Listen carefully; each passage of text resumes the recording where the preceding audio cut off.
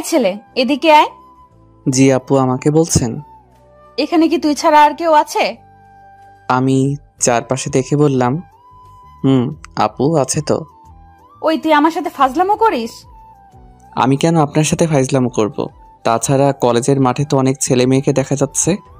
ওই, এখানে এসে দাঁড়া। তারপর আমি তার বাইকের সামনে গিয়ে দাঁড়ালাম। ওই, তোকে কি আমি বাইকের সামনে দাঁড়াতে বলেছি? আপনি তো বললেন এখানে এসে দাঁড়াতে। বাইকের পেছনে এসে দাঁড়া। শালার কোন ঝামেলায় পড়লাম নিজেও জানি না। তারপরে পিছনে এসে দাঁড়ালাম। প্রায় কিছুক্ষণ পর, ওই, তুই কেন বুঝিস না আমি তোকে অনেক ভালোবাসি? তাই তো তোকে অন্য কোনো মেয়ের সাথে দেখলে আমি সহ্য করতে পারি না। কেন বুঝিস না? তোমার মাথা কি ঠান্ডা হয়েছে? ঠান্ডা হলে আমি কিছু কথা বলতে চাই। বল। তুমি আমাকে অন্য মেয়ের সাথে হেসে হেসে কথা বলতে দেখলে তুমি সহ্য করতে পারো না, তেমনি আমিও তোমাকে এই ড্রেসে দেখে আমি তোমাকে সহ্য করতে পারি না। তোমাকে কতবার বলেছিলাম তুমি ছেলেদের পোশাক পরে আসবে না। সরি, আমার ভুল হয়ে গেছে। এই কান ধরে বলছি, আমি আর এই পোশাক পরে আসবো না। বাইক থেকে নামতে নামতে বলল, আচ্ছা ঠিক আছে, যদি কোনো দিনও এই পোশাকে তোমাকে দেখি তাহলে বুঝবে আমি কি জিনিস। সুইটি আমার গালে আলতো করে হাত দিয়ে, ওরে বাবারে, আমার বাবুটা দেখছি রাগও করতে জানে। আর এই বাইক নিয়ে কোনো দিনও কলেজে আসবে না। বাসায় তো গাড়ি আছে, এটা দিয়ে আসবে।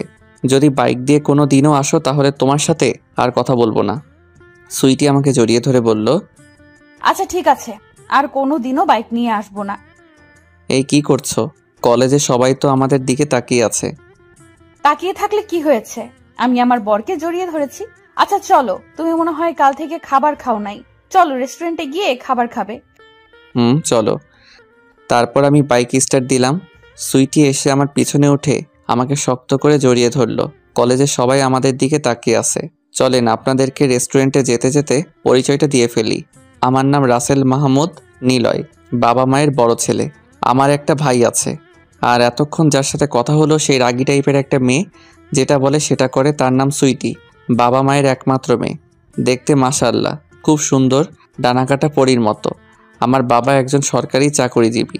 বাবার ট্রান্সফার হয়ে এইখানে আসতে হয়। বাসায় ঠিক করে একদিন বিকালে আমি একা একা ঘুরতে বের হই। রাস্তা দিয়ে একা একা হাঁটতেছি, হালকা বাতাস বইতেছে। হাঁটতে হাঁটতে একটা দোকানের সামনে চলে আসলাম। দোকানটা পার হতেই দেখতে পেলাম 4-5 জন মেয়ে গোল করে কথা বলতেছে। সবার গায়ে পুরুষের পোশাক। হঠাৎ তাদের গায়ের ফাঁক দিয়ে একটা মেয়েকে দেখে আমার চোখ আটকে যায়। মেয়েটা বেশ সুন্দর করে কথা বলতেছে। তার ভেজা ভেজা ঠোঁটগুলো একে অপরের সাথে ছোঁয়া লাগতেছে, তার খোলা চুলগুলো উঠতেছে। আমি তার দিকে এক নজরে তাকিয়ে আছি। হঠাৎ মেয়েটা আমার দিকে তাকিয়ে দেখলো আমি তার দিকে তাকিয়ে আছি। তখন মেয়েটাও আমার দিকে তাকিয়ে আছে। হঠাৎ লক্ষ্য করলাম আমার দিকে তার বান্ধবীরা আসতেছে। আমি ভয় পেয়ে গেলাম, কিন্তু ওই মেয়েটা তার জায়গা থেকে 1 ইঞ্চিও নড়ে নাই, আমার দিকে ড্যাব ড্যাব করে তাকিয়ে আছে। তার বান্ধবীরা আমার কাছে এসে আমার শার্টের কলার ধরে বলল, ওই ছেলে, আমাদের দেখে এমন করে তাকিয়ে আছিস কেন? আরে আপু কি করছেন? এইভাবে শার্টের কলার ধরে কেউ কথা বলে? কেউ বলে বা না বলে আমার ওটা দেখার বিষয় না। এইভাবে আমাদের দিকে তাকিয়ে আছিস কেন? আমি কখন আপনাদের দিকে তাকিয়ে থাকলাম? ওই, একদম মিথ্যা কথা বলবি না। তাছাড়া তোকে তো কোনোদিনও এখানে দেখিনি। তুই কি আমাদের এলাকায় নতুন আসলি নাকি? জি আপু, আমি আজকে আসলাম। আচ্ছা ঠিক আছে, এদিকে কেন আসলি? না মানে বাসাটা নতুন আর এলাকাটাও নতুন, তাই ঘুরতে বের হয়েছি। আর সামনে একটা খুব সুন্দর সাদা বক দেখে আমার চোখ আটকে যায়। আর আপনারা মনে করছেন আমি আপনাদের দিকে তাকিয়ে আছি? আচ্ছা ঠিক আছে, আমরা হলাম এই এলাকার বড় বোন।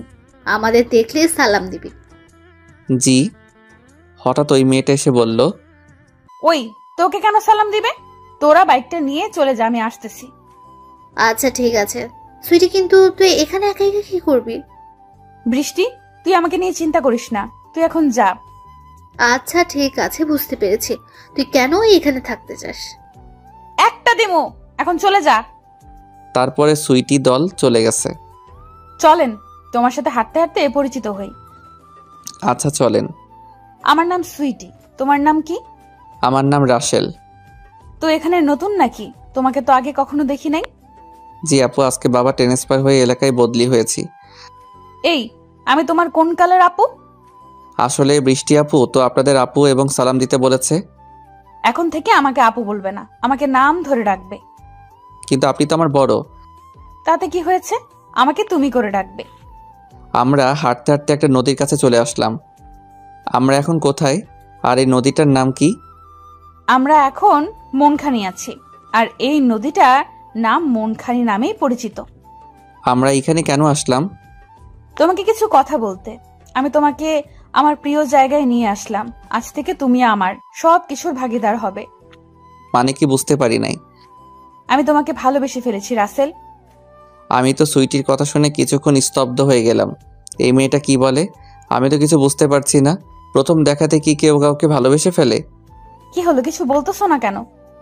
আপু সরি, তোমার কথা ভুল হচ্ছে। এটা ভালোবাসা না, এটা ভালো লাগা। তুমি ভালো লাগাকে ভালোবাসা বলতেছো? না, এই প্রথম আমি তোমাকে দেখে নর্মাল ভাবে কথা বলেছি, আর তোমার চোখগুলো যেন আমার চোখের সামনে কথা বলতে চায়। আচ্ছা মানলাম আপনি আমাকে ভালোবাসেন, কিন্তু আমারও তোমাকে প্রথম দেখাতে ভালো লেগে যায়। ভালো লাগলেও কি সবাইকে ভালোবাসা যায়? সবাইকে ভালোবাসা যায় না। তাছাড়া আমিও তোমাকে ভালোবাসতে পারবো না।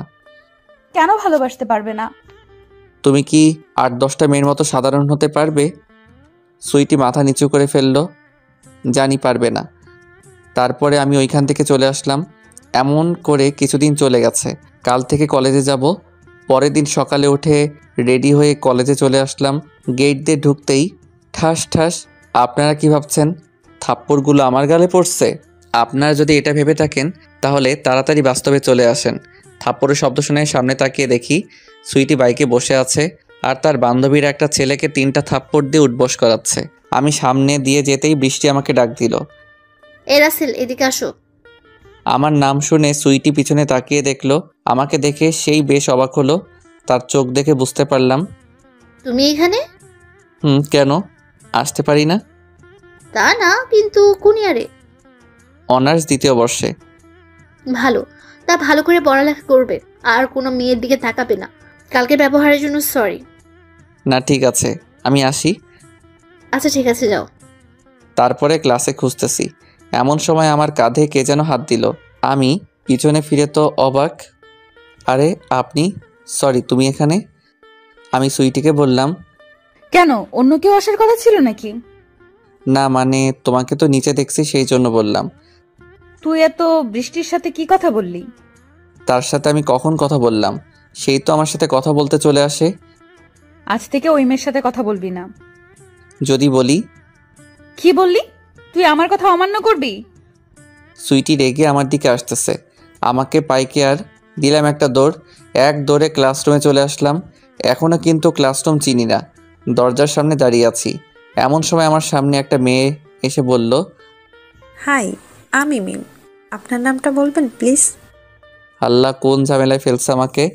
ডান দিকে গেলেও মেয়ে, বাম দিকে গেলেও মেয়ে। শালা এতগুলো মেয়ে আমার কপালে দিতে হয়। আমাকে যদি এতগুলো মেয়ে দাও তাহলে আমার মতো যারা সিঙ্গেল আছে তারা তো একটাও গার্লফ্রেন্ড পাবে না। হা হা হা। কি হলো, আপনি কি ভাবছেন? মিমের কথাই আমার ঘোর কাটলো। না কিছু না, আমার নাম রাসেল। এই দিক ওই দিকে তাকিয়ে মেয়েটার দিকে হাত বাড়িয়ে দিলাম। মেয়েটা হাত মিলিয়ে বলল, আপনি এই দিকে ওই দিকে কি দেখতেছেন? না মানে ক্লাসরুম খুঁজতেছি। তো আপনি কোন ইয়ারে পড়েন? আমি অনার্স 2য় বর্ষে পড়ি। আপনি? আমিও। চলেন ক্লাসরুমে যাই। তারপরে মিমের সাথে ক্লাসরুমে চলে আসলাম। ক্লাসরুমে এসে বেশ ভালো হলো। কিছু গুলুগুলু গালওয়ালা মেয়ে বন্ধু পেলাম, আর কিছু গুল ফ্রেমের চশমাওয়ালা ছেলে বন্ধু পেলাম। আজকে যে কার মুখ দেখে ঘুম থেকে উঠেছি! ও হ্যাঁ, মনে পড়েছে, আম্মুর মুখ দেখে উঠছি। ক্লাস শেষ করে বের হলাম। যখন গেট দিয়ে বের হব তখন ঠাস ঠাস আমার গালে 2টা থাপ্পড় পড়লো। কে মেরেছে দেখার জন্য ফিরতে তো আমি অবাক। সুইটি চোখ রক্ত বর্ণ ধারণ করে দাঁড়িয়ে আছে। আমি গালে হাত দিয়ে বললাম, কেন মেরেছেন? তুই ওই মেয়ের সাথে এত কি কথা বললি? কোন মেয়ে আর কোথায় কথা বললাম? এখন ন্যাকা সাজা হচ্ছে তাই না? তুই ওই মিম নামের মেয়ের সাথে কথা বলিস নাই? আরে ও তো আমার ক্লাসমেট, তাই তো তার সাথে কথা বললাম। তাছাড়া আর কিছু নেই। তুই যেন আর ওই মেয়ের দিকে না যাস। ওই তো আমার ক্লাসমেট, আর তাছাড়া আমার বান্ধবীও হয়। তার সাথে কি কথা না বলে থাকা যায় বলেন? আমি কেন তাকে এত কৈফিয়ত দিচ্ছি? আচ্ছা ঠিক আছে, তবে কম মেলামেশা করবি। কি হলো, কথা বলছিস না কেন? আমি বাসায় চলে যাব। কথাটা বলে হাঁটা দিলাম। সুইটি আমার কাছে দৌড়ে এসে আমার হাতটা ধরে বলল, আমার উপর রাগ করছো তাই না? বিশ্বাস করো, আমি তোমার গায়ে হাত উঠাতে চাই না। আপনার কথা শেষ হয়েছে? তাহলে এখন আমি যেতে চাই, আমার বাসায় কাজ আছে। হাঁটা দিলাম। সুইটি হাঁটু গেড়ে রাস্তায় বসে পড়ল। আমার যাওয়ার দিকে এক দৃষ্টিতে তাকিয়ে আছে। আমি যতক্ষণ পর্যন্ত তার আড়াল হয়ে যাচ্ছি না ততক্ষণ পর্যন্ত সেই আমার দিকে এক দৃষ্টিতে তাকিয়ে আছে। আমি একবার পিছনে ফিরে তাকিয়ে দেখলাম সুইটি এখনও আমার দিকে তাকিয়ে আছে। আমি তারপর চলে আসলাম বাসায়। বাসায় এসে কলিং বেল চাপলাম। মা এসে দরজা খুলে দিল। কি আব্বু, কলেজে কেমন লাগলো? মা, আজকের দিনটা অনেক ভালো কাটলো, যা কখনো ভুলতে পারবো না। কেন, এমন কি পেয়েছিস কোনোদিনও ভুলতে পারবি না? মা কথার উত্তর না দিয়ে আমাকে কি দরজার বাইরে দাঁড় করিয়ে রাখবে? আয় ভেতরে আয়। তারপরে বাসার ভিতরে এসে ফ্রেশ হতে চলে গেলাম। সুইটি এখনও রাস্তায় বসে আছে। কিছুক্ষণ পরে তার বান্ধবীরা এসে তাকে উঠিয়ে বলল, এই সুইটি, তোর কি হয়েছে? আর এইভাবে রাস্তায় বসে আছিস কেন? কিছু না, চল বাসায় যাব। তারপরে তারা বাসায় চলে আসলো। আমি ফ্রেশ হয়ে বের হলাম। আম্মু আব্বু কোথায়? অফিসে গেছে। আম্মু আব্বু কখন আসবে? কিছুক্ষণ পরে চলে আসবে আব্বু। আচ্ছা, আব্বু আসলে আমাকে ডাক দেবে, আমি রুমে আছি। আম্মুর কাছে এসে বললাম। বুঝতে পেরেছি। আমার কাছে কেন আসলি? তারপরে আম্মু আমার কপালে একটা পাপ্পি দিল। আচ্ছা আম্মু, রাব্বি কোথায়? সে স্কুলে গেছে। আচ্ছা, তোর গালে এটা কিসের দাগ? এই রে, ধরা পড়ে গেলাম। নাকি আমার গালে কি থাপ্পড়ের দাগ আছে নাকি? আমি তো কিছু বুঝতে পারছি না। আরে মা, ওটা কিছু না, আসার সময় কিসে যেন লেগে গেছে। দেখে শুনে চলতে পারিস না? আচ্ছা আমি যাই। রুমে গেলাম। তারপরে রুমে এসে আয়না এসে দেখলাম গালে দাগ আছে কিনা। ও এই জন্য আম্মু বুঝতে পারে নাই আমার গালে একটু দাগ পড়েছে। সেই জন্য মা আমাকে সন্দেহ করেছে। কিছুক্ষণ পরে আব্বু আসলো আর রাব্বিও আসলো। রাব্বি হলো আমার ছোট ভাই। সবাই একসাথে বসে লাঞ্চ করলাম। পরের দিন কলেজে এসে তো আমি অবাক। সুইটির চোখ ফোলা ফোলা, মনে হয় সারা রাত ঘুমাই নাই। তাতেই আমার কি। তারপরে তাদের সামনে দিয়ে না ঢুকে পিছনের রাস্তা দিয়ে চলে আসলাম। ক্লাসরুমে ঢুকে দেখলাম আমার বন্ধুরা সবাই বসে আছে। আমি তাদের মাঝে এসে বসে পড়লাম। ওই, এটা কি হলো? কি হলো মানে? তুই দেখতে পেলি না কি হলো? নাকি তোর চোখ কানা? ওই, একদম ফালতু কথা বলবি না। ওরে আমার গুলুগুলু বান্ধবী রে। ওই, কি করছিস? ক্লাসে ছাত্রছাত্রী আছে, দেখতে পাস নেই? এতে লজ্জা পাওয়ার কিছু নেই। তুই আমার বান্ধবী, তাই তো তোর গালে হাত দিলাম। এতে অন্য কেউ কেন বলবে? থাক, তোকে আর বলতে হবে না। ব্যাপারটা কি বলতো? কিসের ব্যাপার? আজকে তোকে এত খুশি খুশি লাগতেছে কেন? ও এই ব্যাপার, শোন তাহলে। আজকে আমার মনটা খারাপ, তাই তোদের সাথে আজগুবি কথা বলে বা ফাইজলামো করে মনটাকে ভালো করতেছি। এটা কেমন কথা? যাই হোক, কিন্তু কেন মন খারাপ বলতো? ভাবি স্যাকা দিছে নাকি? মিম হেসে বলল, তার সাথে ছেলে বন্ধুগুলো হেসে বলল, খিক খিক করে হাসতে হবে না পেতনি। আমার কি গার্লফ্রেন্ড থাকলে এইখানে তোর সাথে কথা বলতাম? মুহূর্তের মধ্যে মিমের হাসা বন্ধ হয়ে গেল। কি? আমি পেতনি? তো এইখানে কি তোর মতো আর কোনো মেয়ের আছে নাকি যে তাকে পেতনি বলবো? ক্লাসের সবার মনোযোগ এখন আমাদের দিকে। আমি পেতনি হলে তোর 14 গোষ্ঠী পেতনি বর। ওই আমার আব্বু কি বইয়ের অভাব হয়েছে যে তোর মতো পেতনিকে বিয়ে করবে? তাছাড়া আমার আব্বু আর বিয়ে করবে না। তোর আব্বুকে কে বিয়ে করতে বলেছে? কে? আমি বলেছি? তোর মতো তোদের গোষ্ঠীর মধ্যে যারা আছে তাদের কথা বলেছি। আমার গোষ্ঠীর যেসব আমার মতো স্মার্ট পোলাপান আছে তাদের কিন্তু একটা একটা পরীর মতো রাজকুমারী আছে। তার রাজকুমারী ছেড়ে কোন দুঃখে তোর মতো পেতনিকে বিয়ে করতে যাবে? শালার শুধু আমার নাই, বোন আমার থুকু বান্ধবী আমারটা না ফাটা কপাল। তোরটা ফাটা কপাল হবে না তো কি? ওই জব্বার আলীরটা হবে, কারণ তুই শুধু আমার মতো মেয়েদের সাথে ঝগড়া করিস। ওরে আমার গুলুগুলো বান্ধবীটা দেখছি কান্না ভাবও করতে জানে। আচ্ছা ঠিক আছে, আর তোর সাথে ঝগড়া করব না। হঠাৎ কারো হাতের তালি শব্দে আমার ঘোর কাটলো। দেখতে পেলাম আমাদের ক্লাসমেট বন্ধুরা হাততালি দিচ্ছে। আমাদের কারো মনে ছিল না আমরা যে ক্লাসে আছি। ব্রো, সেই হয়েছে। অসাম, এক কথায় অসাধারণ। তোদের দুইজনকে অসংখ্য ধন্যবাদ। আমাদের মাঝেও একটা ভালো লাগা কাজ করতেছে তোদের কাণ্ড দেখে। আমার ক্লাসের ফার্স্ট বয়। আমরা ভাবতেও পারি নাই তুমি কালকে এসে আজকে মিমের সাথে এভাবে মিশতে পারবে। মিম তো লজ্জায় বেঞ্চে মুখ লুকালো। কি মিস মিম, এত লজ্জা পেলে হবে? এইখানে আমরা সবাই ক্লাসমেট, সো এখানে সবাই বন্ধু। তারপর স্যার চলে আসলো, সবাই যার যার সিটে বসে পড়লো, আমরাও ভালোভাবে বসলাম। তারপর ক্লাস শেষ করে স্যার চলে গেল। কলেজ ছুটির পরে ক্লাস থেকে বের হয়ে বারান্দায় দাঁড়িয়ে আছি। হঠাৎ মিম দৌড়ে এসে আমাকে বলল, কি রে, রাগ করেছিস আমার সাথে? আমি মিমের কথা শুনে চমকে উঠলাম। তারপর তার দিকে ফিরে বললাম, কেন রাগ করব? তোর 14 গোষ্ঠী বলেছি, তাই মনে হয় রাগ করেছিস। আরে না। তাহলে আমার সাথে ক্লাসে একটা কথাও বলিস নাই কেন? তুই তো লজ্জা পেয়ে চুপ হয়ে গেলি, তাই তো তোর সাথে আমি কথা বলি নাই। আচ্ছা, তোর নাম্বারটা দে তো। কেন, নাম্বার নিয়ে কি করবি? যদি কোনো কিছু ভুলে যাই, তাই তোর কাছ থেকে জিজ্ঞেস করব। আচ্ছা, নেই। আচ্ছা ভাই, ভালো থাকিস, গাড়ি চলে আসছে। তারপর মিম চলে গেছে। আমি নিচে এসে বাসার দিকে রওনা দিলাম। পিছন থেকে হঠাৎ কেউ একজন আমার হাত ধরলো। আমি পিছনে ফিরতেই সে আমার বুকে এসে ঘাপটি মেরে জড়িয়ে ধরলো। আমি তো অবাক। আপনি কে, আর আমাকে জড়িয়ে ধরেছেন কেন? ছাড়াতে ছাড়াতে বললাম, কিন্তু আমি ব্যর্থ। আমি তাকে ছাড়াতে পারলাম না, কারণ সেই আমাকে অনেক শক্ত করে জড়িয়ে ধরলো। আমি তার মুখটা আমার বুক থেকে উঠিয়ে দেখে তো আমি অবাক। আরে এটা তো নীলিমা আপু। আরে নীলিমা আপু, কি করছেন?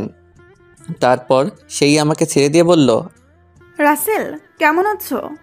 আমি ভালো আছি, আপনাদের কি খবর? ভালো আছি। তুমি এইখানে কেন? আমি কলেজে অ্যাডমিশন হয়েছে তো। ভাইয়া কেমন আছে? ভালো আছে। আন্টি আঙ্কেল কেমন আছে? ভালো আছে। আর আপনি এখানে কেন? চলো ওইখানে বসে বলি। নীলিমা আমার হাত ধরলো। হঠাৎ বাম সাইডে চোখ পড়লো। হায় হায়, আল্লাহ জানে না সুইটি আসতেছে এইদিকে। নীলিমাকেও জানি থাপ্পড় মারে। সুইটির কাছে এসে যা বলল, আমি তা শুনে অবাক। আরে নীলিমা আপু, আপনি এখানে? আর আপনি রাসেলকে চিনেন নাকি? আমি সুইটির কথা শুনে অবাক হয়ে গেছি। এই মেয়ে নীলিমা আপুকে কি করে চিনে? নীলিমা আপু অবাক হয়ে বলল, কিন্তু তুই কিভাবে রাসেলকে চিনিস? তুই 2 মিনিট এখানে দাঁড়া, ও আমরা এখন আসতেছি। বলে সুইটি আমার হাত ধরে টানতে টানতে একটা নির্জন জায়গায় নিয়ে আসলো। কি হলো, এইভাবে আমাকে ওই নিস্তব্ধ জায়গায় কেন নিয়ে আসলে? তোর সাথে রোম্যান্স করার জন্য তোকে এইখানে নিয়ে আসলাম। সুইটি ঠোঁট দুইটি দিয়ে আমার ঠোঁট চুষতে লাগলো। আমি তো তার কাণ্ড দেখে অবাক। এই মেয়ের কি লজ্জাশরম বলতে কিছু নেই? আমি ছাড়ানোর চেষ্টা করে যাচ্ছি, কিন্তু আমি ছাড়াতে পারতেছি না। আমি ব্যর্থ হয়ে গেলাম। সুইটি আমাকে শক্ত করে জড়িয়ে ধরলো। আমি ছাড়াতে না পেরে আমি তো তার কাজে রেসপন্স দিলাম। প্রায় কিছুক্ষণ পরে সেই আমাকে ছেড়ে দিল। সুইটি হাঁপাচ্ছে, হাঁটুতে হাত দিয়ে আমার দিকে তাকিয়ে দুষ্টুমি হাসি দিল। আমি বুঝতে পেরেছি সে কেন দুষ্টুমার্কা হাসি দিল, তাই আমি তাড়াতাড়ি হাঁটা দিলাম, কিন্তু আর হাঁটতে পারতেছি না। পিছন থেকে সুইটি আমার শার্টের কলার ধরলো। শালার এই মেয়ে আমাকে কি পেয়েছে? আমাকে তার দিকে ফিরিয়ে আবার ঠোঁটে ঠোঁট ডুবিয়ে দিল। বেশ ভালো লাগতেছে, কিন্তু সেই আমার ঠোঁট চুষতে চুষতে লাল করে ফেলতেছে। হায় আল্লাহ, আমার ঠোঁট কি খেয়ে ফেলবে নাকি এই মেয়ে? বেশ কিছুক্ষণ পরে ছেড়ে দিল। আমরা দুইজনে হাঁপাচ্ছি। হঠাৎ নীলিমা আপুকে এই দিকে আসতেছে দেখলাম। আমি তাড়াতাড়ি আমার ঠোঁট মুছে ফেললাম। যদি আমার ঠোঁটে সুইটির লিপস্টিক লেগে যায় তাহলে আমার মান সম্মানের 12টা বেজে যাবে। আমি সুইটির কাছ থেকে একটু দূরে চলে আসলাম। নীলিমা আপু আমাদের কাছে এসে, ওই রাসেল, তোর ঠোঁট ফোলা কেন? আপুর কথা শুনে আমার বুকে ধুকধুক করতেছে। হায় আল্লাহ, ধরা পড়ে গেলাম নাকি? আমি সুইটির দিকে তাকিয়ে দেখলাম সে হাসতেছে। আমার তার হাসি দেখে রাগ উঠল। আরে আপু, ঠোঁট কেন ফোলা হয় তা আপনি জানেন না? আমি তো সুইটির কথা শুনে অবাক হয়ে গেলাম। এই মেয়ে লজ্জা শরম নাই বলতে হবে। নীলিমা আপু সুইটির কথা শুনে আমার দিকে তাকিয়ে হাসতেছে। ওইসব কবে থেকে চলতেছে? ওই আপু, তুমি যা ভাবছো ওইসব কিছু আমাদের মাঝে নেই। জানি চান্দু, ধরা পড়লে সবাই এই কথা বলে। ধ্যাত আপু, তুমিও বিশ্বাস করলে না আমাকে? কথাটা বলে চলে আসলাম। এই রাসেল, কোথায় যাচ্ছিস? আমার সাথে তো কথা বলে যা। পিছন থেকে নীলিমা আপু ডাক দিয়ে বলল। আমি তাদের কথার কোনো রেসপন্স না দিয়ে হেঁটে চলে আসলাম। চলো আপু, ওই বেঞ্চে বসি। তারপরে তারা বেঞ্চে এসে বসলো। তো আপু, রাসেলকে কিভাবে চিনো? রাসেলের বাসা আর আমার বাসা একই গ্রামে। আমরা দুইজনে ভাই বোনের মতো থাকতাম। একদিন আমি একজনের প্রেমে পড়ে যাই। তারপরে আমাদের রিলেশনশিপ চলতে থাকে। আমাদের রিলেশনের কথা পরিবারের সবাই জেনে যায়। ফলে আমার পরিবারের কেউ রবিকে মেনে নিতে চাচ্ছে না, আর আমাকেও বাসা থেকে বের হতে দেয় না। বাসায় আমার জন্য পাত্র দেখতেছে, আর আমি তো রবির সাথে কথা বলতে পারতেছি না। তারপরে হঠাৎ রাসেলের কথা মনে পড়লো, তাই তাকে বাসায় আসার খবর দেই। সেও এসে যায়। আমি তাকে বললাম আমাদের পালানোর ব্যবস্থা করে দিতে। সেই আমার নানা রকম সলিউশন বলতেছেন না পালানোর জন্য। তখন আমি তার কথা কোনো গুরুত্ব দেই নাই। পরে যখন সেই দেখলো আমি তার কথার কোনো গুরুত্ব দিচ্ছি না, সে আমাদের পালানোর ব্যবস্থা করে দেয়। আজ তার কথা না মানার বা একটা ভুল সিদ্ধান্ত নেওয়ার কারণে আজ আমাকে এত কষ্ট পেতে হচ্ছে। আপু চলেন বাসায় চলে যাই। তারপরে তারা বাসায় চলে আসলো। আমি বাসায় এসে একটা ঘুম দিলাম। রাব্বির ডাকে আমার ঘুম ভাঙলো। ভাইয়া আমার চকলেট কোথায়? ড্রয়ারে রাখছি। তারপরে বিছানা থেকে উঠে ফ্রেশ হয়ে আম্মুর কাছে এসে নাস্তা করলাম। রাতে চাঁদ দেখতে আমার খুব ভালো লাগে, তাই আম্মুর কাছ থেকে কফি নিয়ে ছাদে চলে আসলাম। দোলনায় এসে বসলাম। জ্যোৎস্নার আলোতে গোটা শহর আলোকৃত হয়ে গেছে। আস্তে করে কফির মগে চুমুক দিলাম। বেশ ভালো লাগতেছে। হঠাৎ দুপুরের কাহিনী মনে পড়ে গেছে। ওই মেয়ের কি কোনো লজ্জা শরম নেই? আমাকে চুমু দিয়েছে। আমার ঘোর কাটলো মোবাইলের রিংটনে। মোবাইলটা হাতে নিয়ে দেখলাম অচেনা নাম্বার। প্রথমবার রিসিভ করলাম, আবার দিল, এইবার রিসিভ করলাম। ওই তোর ফোন ধরতে এতক্ষণ লাগে? আর আপনি কে? আর আমাকে এইভাবে ধমক দিচ্ছেন কেন?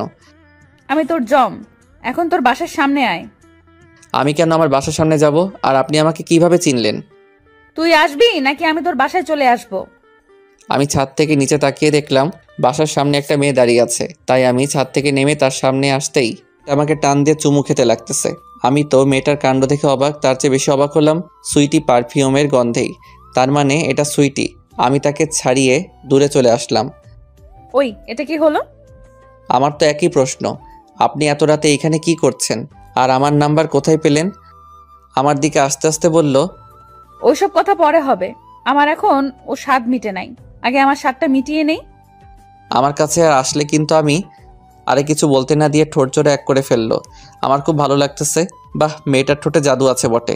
প্রায় কিছুক্ষণ পরে ছেড়ে দিল। দুইজনে হাঁপাচ্ছি। বেশ কিছুক্ষণ দুইজনে চুপ করে দাঁড়িয়ে আছি। এই যে বাবু, কেমন লাগলো? এই এখানে বাবুকে? কেন, তুমি তো বাবু। দেখ, আপনার আজাইরা কথা রাখেন। আপনি আমার নাম্বার কোথায় পেলেন? কি বললি? রাগিনী আমার কাছে এসে শার্টের করার ধরে বলল, আমাকে তুই আপনি ডাকতেছিস কেন? ল্যাম্পপোস্টের আলোতে তার মুখটা উজ্জ্বল দেখা যাচ্ছে, কিন্তু পরক্ষণেই আমার ওই মুগ্ধ মনটা খারাপ হয়ে গেল তার নয়ন দুইটা দেখে। তার চোখ দুইটি রক্তবর্ণ ধারণ করেছে। ল্যাম্পপোস্টের আলোতে বেশ ভালোভাবে দেখতে পাচ্ছি। আর তুই আমাকে আপনি বলে ডাকবি? এই না না, জীবনেও আপনি বলবো না। এই তো গুড বয়। শুন, আজ থেকে কোনো মেয়ের সাথে কথা বলবি না, আর বেশি স্মার্ট হওয়ার চেষ্টা করবি না। তোকে এইরকম আমার সাথে সারা জীবন আগলে রাখতে চাই। কে কি বললো তাতে মাথা ঘামাইবি না। সব সময় ভালো মানসিকতা নিয়ে চলাফেরা করবি। ওভার স্মার্ট রুল আমার ভালো লাগে না। সারা জীবন এরকম দেখতে চাই। যদি স্মার্ট করতে আমার মন চায় তাহলে আমি তোকে গুছিয়ে দেব সবকিছু। জি বুঝেছি, কিন্তু তুমি যে এইভাবে থাকো আমার মনে হয় না তোমাকে আমার পরিবার মেনে নিবে। সো তোমাকে বাঙালি মেয়েদের মতো 8-10টা মেয়ের মতো শাড়ি পরতে হবে। তখন না হয় আমি পরিবারকে বুঝিয়ে সুজিয়ে বলবো। ওরে আমার পিচ্চি বাবু, আমার প্রতি দেখছি তোমারও ভালোবাসা আছে। আমার গালে আলতো করে হাত দিয়ে বলল, আচ্ছা ঠিক আছে, কাল থেকে ভালো হয়ে যাব। এখন আমাকে একটা পাপ্পি দিয়ে বাসার ভেতরে চলে যাও। এখন কোনো কিছু দেওয়া যাবে না? তাহলে আমি এখানে সারা রাত দাঁড়িয়ে থাকবো। যেই রাগী না জানি সারা রাত আবার দাঁড়িয়েও থাকতে পারে। তুমিও না একটা পাগলি। আমি শুধু তোমার পাগলি। তারপরে সুইটির কপালে একটা পাপ্পি দিলাম। হঠাৎ সেই চোখ বন্ধ করে ফেলছে। আমি তার দিকে তাকিয়ে দেখি সে আমার দিকে বিস্ময়ভাবে তাকিয়ে আছে। হয়তোবা সেই কপালে চুমোটা খেতে চাই নাই, সেই হয়তোবা ঠোঁটে খেতে চেয়েছে, তাই এমনভাবে তাকিয়ে আছে। কি হলো, এমনভাবে তাকিয়ে আছো কেন? না কিছু না। আচ্ছা বাসার ভেতরে চলে যাও, আবার ঠান্ডা লাগতে পারে, আবহাওয়া ভালো লাগতেছে না। এই মেয়ের মাথা কি পাগল হয়ে গেছে নাকি? এখন চারটা কিভাবে তার চারপাশে জ্যোৎস্না আলো ছড়াচ্ছে, আর সেই বলতে আবহাওয়া নাকি ভালো না? আচ্ছা ঠিক আছে, তুমি ভালোভাবে চলে যাও। আমি পিছনে হাঁটা দিলাম। একটু দূরে এসে সুইটি ডাক দিল, রাসেল। বলো। না থাক। আচ্ছা ঠিক আছে। আমি আমার রুমে এসে বেলকনিতে এসে দেখলাম সুইটি এখনও দাঁড়িয়ে আছে। আমি ফোন করলাম, সেও রিসিভও করলো। হ্যালো, কে বলছেন? মনে হয় সুইটি নাম্বার দেখে নাই। তুমি কি আমাকে চিনতে পারছো না? তারপরে সুইটি তার মোবাইলটা নিয়ে নাম্বার দেখে তো সেই অবাক। সরি বাবু, তোমার দিকে তাকিয়ে মোবাইল রিসিভ করছি তো, তাই চিনতে পারি নাই। কি তার মানে তুমি আমার কণ্ঠ বুঝতে পারো নাই? সরি তো, আর হবে না। আচ্ছা ঠিক আছে, তুমি এখন বাসায় চলে যাও। আর একটু থাকি না। দাঁড়াও, আমি আসতেছি। ফোনটা কেটে দিয়ে নিচে চলে আসলাম। আমি গিয়ে বাইকে বসলাম। ওঠো। তারপরে সুইটি বাইকে বসলো। আমি বাইক স্টার্ট দিয়ে চালাচ্ছি। সুইটি আমাকে শক্ত করে জড়িয়ে ধরে আছে। রোমান্টিক মোডে আছি, ভালো লাগতেছে। কিছুক্ষণ পরে এক বড় বিল্ডিংয়ে চলে আসলাম সুইটির কথা মতো। কি হলো, দাঁড়ালে কেন? তো কি করব? কি করবে মানে? গেট দিয়ে বাইক ঢুকিয়ে দাও। বাসাটা কার? আমার বাসা। কি তোমার বাসা? আমার। এখন তো কথা না বলে গেট দিয়ে বাইক ঢুকিয়ে দাও। সুইটি হাসতেছে, কিন্তু আমাকে বুঝতে দিচ্ছে না। ভয় ভয় বাইক গেট দিয়ে ঢুকিয়ে দিলাম, কিন্তু দারোয়ানের কাজ দেখে খারাপ লাগলো। আমি বাইক ঢুকিয়ে দেওয়ার সময় দেখলাম চাচা সালাম দিল। বুঝতে পারলাম এটা সুইটিকে দিয়েছে। বাইকটা পার্কিং করলাম। আমি গাড়ি দেখে অবাক হয়ে গেছি। এতগুলো গাড়ি যদি এক বাসায় থাকে তাহলে গাড়ি কোম্পানি বড়লোক না হয় আর কি হবে। কিন্তু তার পরিবারে শুনেছি মাত্র 3 জন আছে। তাহলে এতগুলো গাড়ি কার জন্য? আর বাসাটাও বেশ বড়। এখন আমি আসি। আসি মানে? চলো আব্বু আম্মুর সাথে তোমাকে পরিচয় করিয়ে দেই। আজকে না আমার ভীষণ ঘুম পাচ্ছে, ঘুমাতে হবে। আমাদের সাথে আমাদের বাসায় থেকে যাও। আব্বু আম্মু সকালে আমাকে না পেলে খেয়ে ফেলবে। এখন আমি আসি। আচ্ছা ঠিক আছে। তারপর পিছনে ফিরে হাঁটা দিলাম। হঠাৎ সুইটি আমার হাত ধরে ফেললো। আমার পাওনাটা দিয়ে দাও। পাগলি, প্রথম দিনে এত ভালোবাসতে নেই, তাহলে নাকি ভালোবাসা পুরনো পায় নাই। না, আমার একটা পাপ্পি দাও, রাতে ঘুম ভালো হবে। তারপরে তার কপালে একটা পাপ্পি দিয়ে তার কাছ থেকে বিদায় নিয়ে বাসায় চলে আসলাম।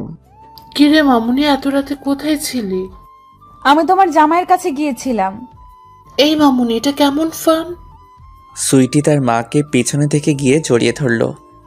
মা, এটা কোনো ফান না, আমি সত্যি বলছি, আমি তোমার জামাইয়ের কাছে গিয়েছিলাম।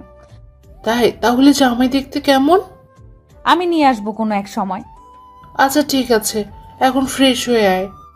তারপর সুইটি ফ্রেশ হতে চলে গেল। আমি ঘুমিয়ে ঘুমিয়ে ভাবতেছি কালকে সুইটিকে প্রপোজ করব। কিন্তু কিভাবে করব? আমি তো কখনো কাউকে প্রপোজ করি নাই। ভাবতে ভাবতে ঘুমিয়ে গেলাম।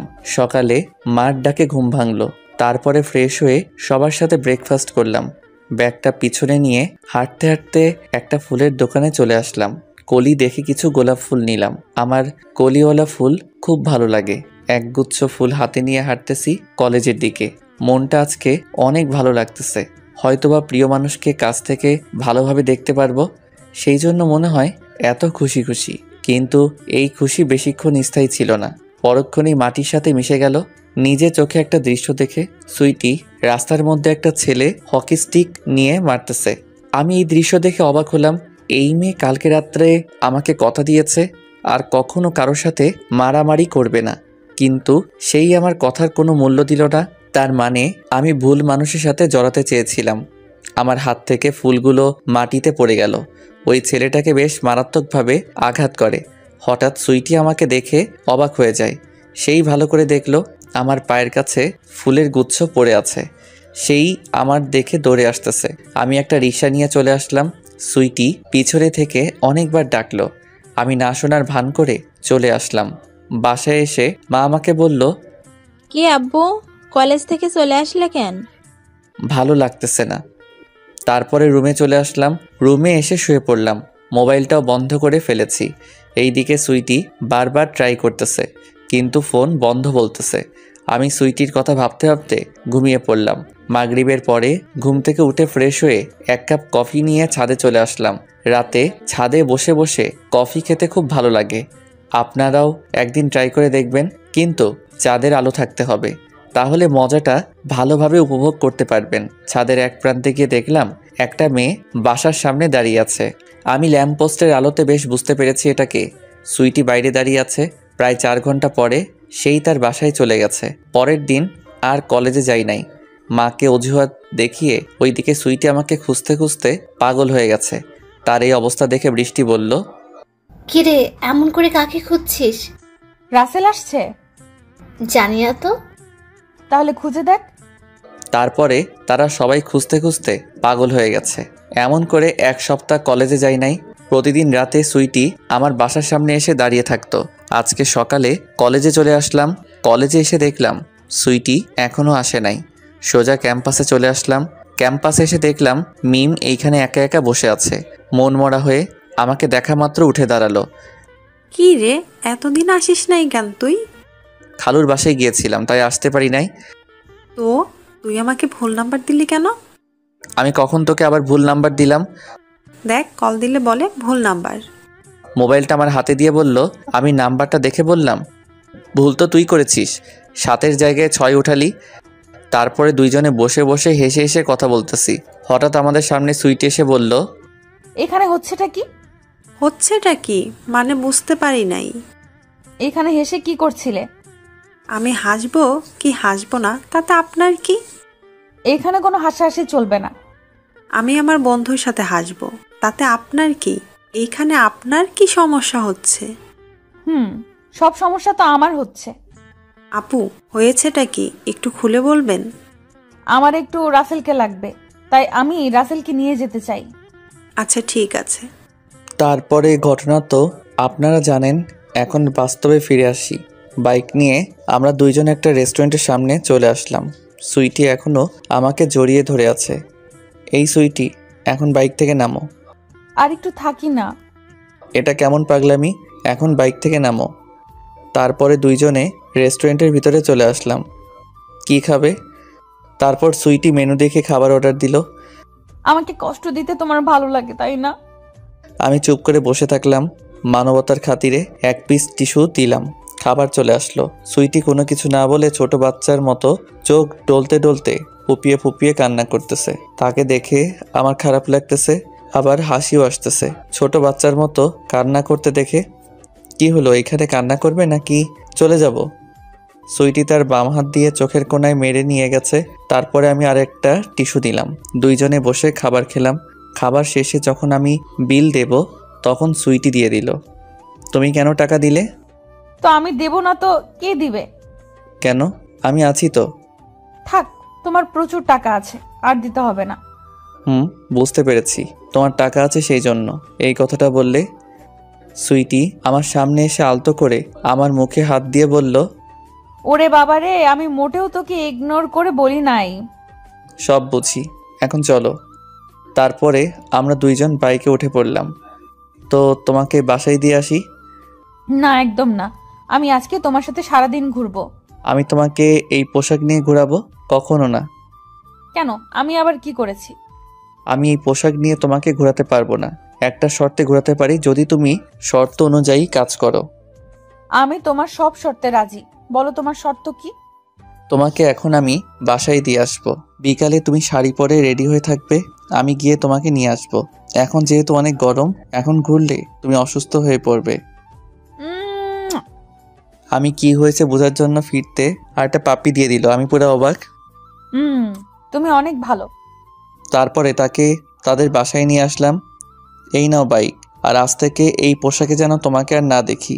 আর মারামারি তো অনেক দূরের কথা। যদি কারো মারামারি আশেপাশে দেখি তাহলে বুঝতে পারবে সেই দিন। আচ্ছা ঠিক আছে, আর কোনোদিনও এই পোশাক পরবো না, আর মারামারিও করবো না। এখন চলো, আমার সাথে পরিচয় করিয়ে দেই।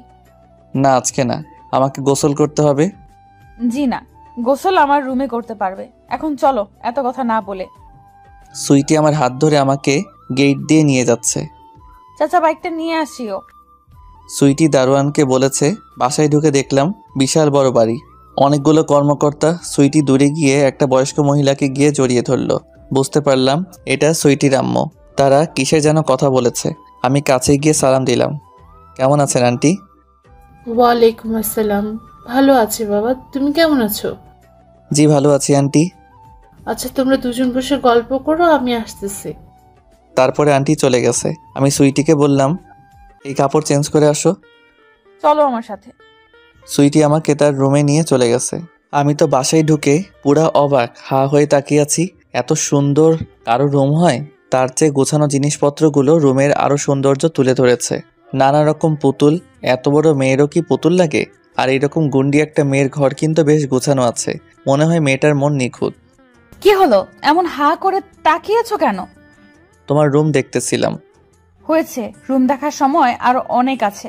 এখন গোসল করে আসো। আমি কাপড় কোথায় পাবো? তুমি বাথরুমে ঢুকে গোসল করো, আমি তোমার জন্য কাপড় নিয়ে আসবো। কি আর করার, বাথরুমে ঢুকে গোসল করতেছি। গোসল শেষে সুইটিকে ডাক দিলাম। আমি ডাক দিয়েছি ঠিক, কিন্তু সুইটির কোনো সারা শব্দ নেই। আরও কয়েকবার ডাকলাম, কিন্তু সেই আসতেছে না। কি আর করার, ভিজা প্যান্টে আর গেঞ্জি নিয়ে বসে থাকলাম। 10 মিনিট পরে সুইটি আসলো। দরজা খুলো। আমি দরজা খুলে দিয়ে শার্ট প্যান্টগুলো নিলাম, তারপর চেঞ্জ করে বের হলাম। প্যান্টে এবং শার্ট আমার গায়ের সাথে একদম পারফেক্ট হয়েছে, কিন্তু সুইটি আমার গায়ের সাইজ কিভাবে পেল এইগুলো পরে ভাবা যাবে। আমার ভীষণ ঘুম পেয়েছে, বাসায় গিয়ে ঘুমাতে হবে। বাথরুম থেকে বের হয়ে দেখলাম সুইটি তার বেডে বসে আছে। তো মহারাজ, এখন প্ল্যান কি? আমি তো তার কথা শুনে অবাক। প্ল্যান মানে বুঝি নাই। তুমি না একটা গাধা। এখন কি করবে? তুমি কি গোসল করছো? না, এখনো করি না। এখন গোসল করে আসো। কিন্তু তুমি তো একা হয়ে যাবে। ওটা তোমাকে চিন্তা করতে হবে না, তুমি গোসল করে আসো। সুইটি আমার হাত ধরে আমাকে টান দিয়ে বেডে ফেলে দিল। সুইটি এসে আমার উপর বসে পড়ল। এই সুইটি, কি করছো? রুমে আন্টি চলে আসবে তো। চুপ, একদম চুপ। এই রোম্যান্স টাইমে কোনো কথা নয়, শুধু রোম্যান্স চলবে। মানে কি? মানে হলো হোয়াটস নেক্সট কি হবে দেখো। সুইটি আমার মুখের দিকে একটু একটু ঝুলে পড়তেছে। একদম আমার মুখের কাছে মুখ আনলো সুইটি। আমি সুইটির নিঃশ্বাস প্রশ্বাস অনুভব করতে পারছি। তার গোলাপি ঠোঁট জোড়া দুইটা কাঁপতেছে। আমি তো নিজেকে আর ধরে রাখতে পারতেছি না। আমার ঠোঁট দুইটি সুইটির গোলাপি ঠোঁট দুইটিকে আকর্ষণ করতেছে, তবুও নিজেকে অনেক কষ্টে আটকে রাখলাম। কি হলো, এইভাবে তাকিয়ে আছো কেন? নজর পড়বে তো। আমি কোনো কথা না বলে তার কপালে একটা পাপ্পি দিয়ে তাকে আমার উপর থেকে নামিয়ে দিলাম। সেই সাথে সাথে চোখ দুইটা বন্ধ করে ফেললো। এখন ও চোখ বন্ধ করে আছে। আমি তাকে কোলে করে বাথরুমের দিকে নিয়ে যাচ্ছি। এই কি করছো? পড়ে যাবো তো। আমার উপর বিশ্বাস আছে? তোমাকে তো আমি আমার নিজের থেকেও বেশি বিশ্বাস করি। আর শোনো, আমার কাপড়গুলো কে এনে দিবে? আমি আন্টিকে বলতেছি, আন্টি এনে দিবে। আমি বাথরুমে ঢুকে দিয়ে চলে আসলাম। আন্টি আপনাকে সুইটে কাপড়গুলো দেওয়ার জন্য ডাকতেছে। আচ্ছা ঠিক আছে বাবা, আমি যাচ্ছি। তুমি বসো, আমি এসে তোমাকে নাস্তা দিচ্ছি। আন্টি চলে গেছে। আমি ড্রয়িং রুমে এসে বসে বসে টিভি দেখতেছি। কিছুক্ষণ পরে আন্টি আমাকে ডাক দিল। জি আন্টি বলুন। বসো, নাস্তা করো। না আন্টি, সুইটিও গোসল করে আসো, তারপরে সবাই একসাথে বসে নাস্তা করব। কিন্তু তুমি তো সে কখন আসলে, কিছু তো মুখে দাও নাই। না ঠিক আছে আন্টি, আমি সকালে ব্রেকফাস্ট করেছি। তারপরে আবার ড্রয়িং রুমে বসে পড়লাম। প্রায় 1 ঘন্টা পরে উপরে আমার ডাক পড়ল। আমি তো রুমে এসে অবাক, সুইটি শাড়ি হাতে নিয়ে দাঁড়িয়ে আছে। আমি চোখে হাত দিয়ে বললাম, কি জন্য ডেকেছিলে? আমাকে শাড়িটা পরিয়ে দাও। কি? আমি তোমাকে শাড়ি পরাতে পারবো না। তাহলে কিন্তু এরকম নিচে চলে যাব। না থাক, আমি পরিয়ে দিচ্ছি। তারপরে শাড়ির কুচি ধরে একটা একটা করে ঠিক করতেছি। তার পেটে কোনো কাপড় নেই। আমি কোনো রকম নিজেকে সামনে নিয়ে শাড়ি পরিয়ে দিচ্ছি। সুইটি চোখ বন্ধ করে আছে। পরা শেষে চোখ খুলো, আমি নিচে যাচ্ছি বলে চলে আসলাম। এসে ড্রয়িং রুমে এসে বসে পড়লাম। কিছুক্ষণ পরে সুইটি সিঁড়ি দিয়ে নামতেছে। আমি তো দেখে আবার ক্রাশ খাইছি। এই মেয়ের ভিতর কি আছে যে আমি তাকে সারা 1 মিনিটও থাকতে পারি না। পাশে তাকিয়ে দেখে আন্টি সুইটির দিকে অবাক দৃষ্টিতে তাকিয়ে আছে। সিঁড়ি দিয়ে নেমে এসে আমার পাশে এসে দাঁড়িয়েছে। এটা কি আমার মেয়ে সুইটি? আন্টি আনমনা হয়ে নিজ মুখ থেকে এই শব্দটা বের হয়ে আসলো। কেন মা, বিশ্বাস হয় না? না হয় না তো, আমার মেয়ে তো কোনোদিনও শাড়ি পরে নাই। আজ এত পরিবর্তন হওয়ার কারণটা কি রে মামনি? সুইটি আমার দিকে তাকিয়ে একটা রাজ্যজয় হাসি দিল। আমিও বুঝতে পারলাম সুইটি কেন হাসলো। সবকিছু তোমার জামাইয়ের কারণে হয়েছে। সুইটি আমার দিকে তাকিয়ে বলল, ওই মেয়ে বলে কি? আমি আবার কখন এই ঘরে জামাই হলাম? এই মেয়ের দেখছি কোনো লজ্জা শরম বলতে কিচ্ছু নেই। দাঁড়া, আমি তোর আব্বুকে আসতে বলি। আন্টি কথাটা বলে রুমে চলে গেছে। এই এটা কি হলো? কি কি হয়েছে? আমি তোমার জামাই কখন হলাম? হও নাই, তবে আজকে হয়ে যাবে।